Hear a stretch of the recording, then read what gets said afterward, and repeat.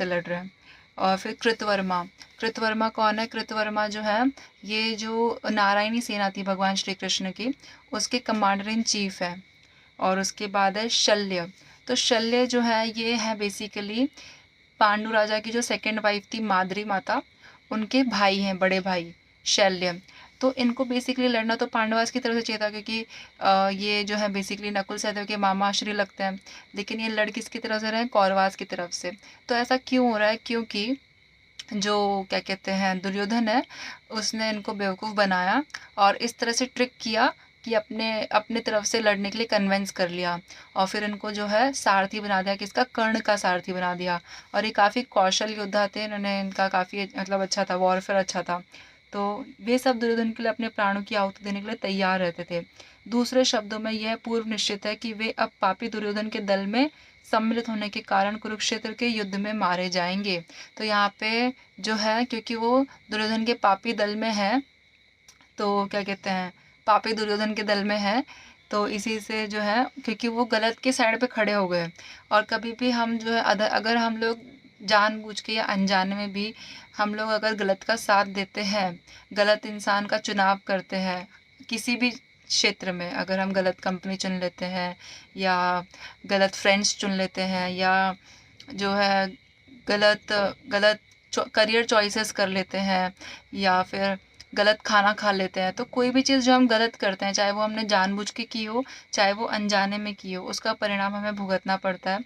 तो यहाँ पे क्योंकि ये सभी लोग बहुत ही मतलब अच्छे लोग थे, लेकिन फिर भी जो है ये जो है I am not including Jayadratha in it, I am including Kritavarma ji and Shalya ji in this. सो अच्छे लोग हैं, लेकिन ये जिसका साथ दे रहा है वो इंसान तो गलत है।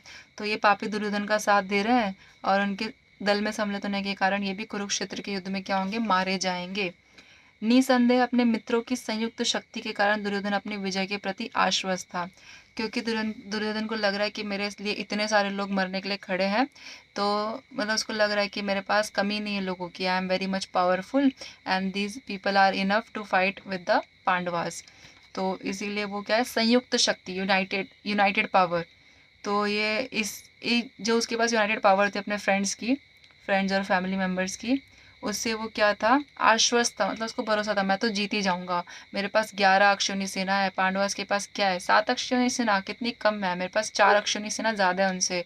और मेरे पास भीष्म पितामह जैसे महावीर योद्धा हैं, द्रोणाचार्य हैं, और मेरे पास कर्ण है, और मेरे पास कृपाचार्य जी हैं, अश्वत्थामा है, विकर्ण है, भूरिश्रवा है, सोमदत्त है, और फिर जयद्रथ है, और शैल्य है, फिर कृतवर्मा है, ये सब ना पूरी नारायणी सेना है मेरे पास। तो मुझे कोई हरा सकता है क्या? इतना ये लोग कैसे मुझे हरा पाएंगे? इसलिए वो एकदम क्या था? चिल था एकदम, उसको पता था कि मैं ही जीतूंगा। ओवर कॉन्फिडेंस था, बेसिकली ओवर कॉन्फिडेंट था।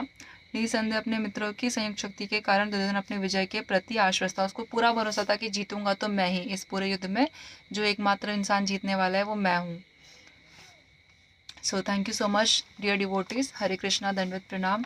Vansha kalpatarubhyascha कृपा सिंधु भैव च पतितानां पावनेभ्यो वैष्णवेभ्यो नमो नमः। अनंत कोटि वैष्णव वृंद की जय, श्रील प्रभुपाद की जय, ग्रंथराज श्रीमद् भगवद गीता की जय, और आप सभी जो सुन रहे हैं भगवद गीता उन सभी की जय। हरे कृष्णा, दंडवत प्रणाम।